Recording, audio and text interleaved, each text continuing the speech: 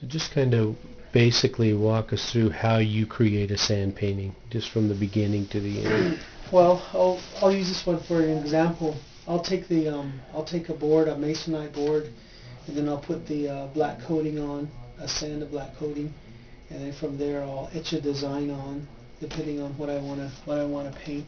So you lay it down with an adhesive, the black. Yeah, the black is put on the board first, and that will be your base. It's almost like gessoing a board, but you gesso it with sand and glue, and after that dries, then you etch your design. Then I'll go in, I have this large table, I'll sit down and I'll decide what colors I'm going to use.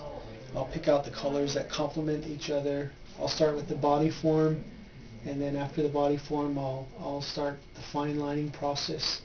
All the white goes on after the main body, all the white lines, and then after that I fill in all the other details with the different colors. Now when you lay down a line of adhesive, do you do it with your hand? How do you do that? Well, I use a watercolor brush, a fine script liner brush, and I use red sable. It's a very expensive brush, but the quality of line that I get out of red sable is about the best I can do. So what I do is I paint a line on there, and then I put the sand on with my hand, and then I dump the excess off. So it's a line by line process that I use. So on a sand painting like this, how long would it take you?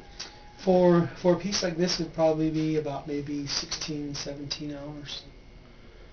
Just one light. So when you're building up, when you put down a layer, you have to let that dry.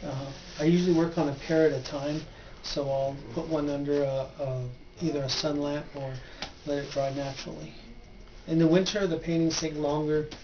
In the summertime, they can dry pretty fast, depending on the amount of moisture in the air in your studio. If you're having an air conditioner in the summertime, it's a longer period versus the winter. You don't want to take them outside because there's too many uncontrollable conditions. Yeah, there's like when I was doing paintings, I've consulted my some of the medicine in my family, and I had to actually go through a ceremony to have the right to paint the holy people. And for me, I'm given special instructions on if you do this certain type of painting, then the meaning has to be very, very clear. You should never like cut the bodies in half, or you can't really stray away from the way it's taught, because that can have an effect on your mind.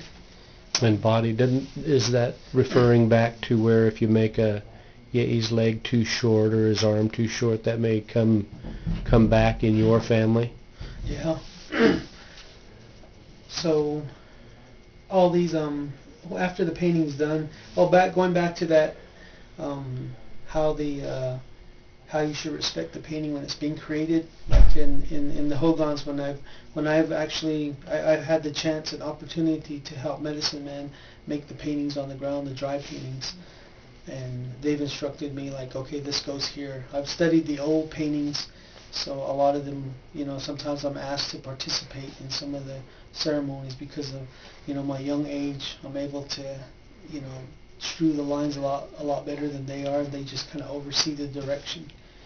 And from gaining that knowledge, I create the paintings to enhance them.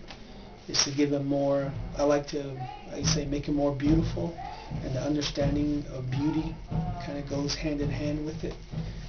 So I stick to the main form. And but this painting portrays the sky people and her ability to ride on the lightning and to give water and wind, control the wind, and also they also produce corn. Then I have another painting that's like the corn painting, the male and female corn people. The straight figures for the sky people and the corn people are kind of like my two main areas that I probably dabble in more often. Other paintings I've been taught not to paint, just because of the significance and how powerful they are. So every time, like when the season change, we always go and make offerings and the Navajo name that was given was Hosteen Etsitty. It's like my great grandfather. He was a metalsmith, so that's kind of where the Etsitty came from. And then he was a leader for his people. So Hosteen means Mister, or it's like a respect, like a word of respect for a male. Yeah. It means, my dad would say, it means to be a leader, to be someone who does for his people. And you feel like you're doing for your people through recognizing the art, the old culture, the old tradition. Yeah, and really moving toward a revival of it. We do have a society called the Navajo Warrior Society, which goes hand in hand with sort of like teaching the young people and the men of our tribe to be more responsible in a responsible way, to serve the people, and also to live their life in a good way so that they can get something out of it, and then it makes them a better person. I think in Navajo culture we're always taught not to be like to have greed and things like that rule our life, but just to keep that Hajon state of mind, the well-balanced part. It's not to indulge too much into things, but in order to balance it out, you should things should be able to flow. Energy flows through you, and you should be able to flow energy out, good energy. That's the whole process. So is this like a Big Brother club, but in Navajo culture? Yeah, it's a very a sacred club. Like there's no political things involved. It's just between you and your creator, and how you were taught. To be a warrior is to take care of your people. So you show by example. Yes, you cannot drink, you cannot smoke, you cannot indulge in all these things that aren't, that don't make you strong. You should be able to, be there for your people. In a way, I kind of, in my life, I serve as an assistant fire chief in Shiprock, and that's my duty. I don't get paid for that, but it's a full-time job, just about. But that's the trade-off. My art is good to me, and it provides the things that I need, and it builds me, and then in return I serve my people in their greatest need. I think for me it's a blessing, because I get to see and help people who really need it at that time. So sounds like you were raised very traditionally.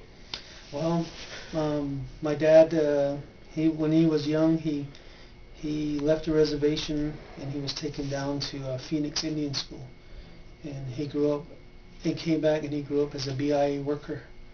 And my mother was taken from her home, and they were arranged in marriage. My dad worked at Shiprock Trading with Will Evans, and that's how I got my middle name, Evans, from Will Evans, who used to run Shiprock Trading, and he was real good friends with him. And they were married, and I grew up in a household where whenever we were children, when I would hear my mom and dad speak Navajo, and when we would come into the room, they would stop, and they would only speak English. And I would always ask them that later on in their years, and they would say, well, they were taught that Navajo was, your children, if they learn Navajo, they're not going to get anywhere in life.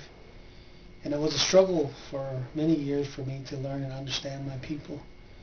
And it kind of put like a barrier up between, and now I'm put into a place where I'm sitting right in the middle of ceremonies and participating, and I can understand and I can speak, but I don't know the real fullness of the language. But it's short and sweet, the way my dad used to say. Navajos get to the point. Navajo language gets to the point. And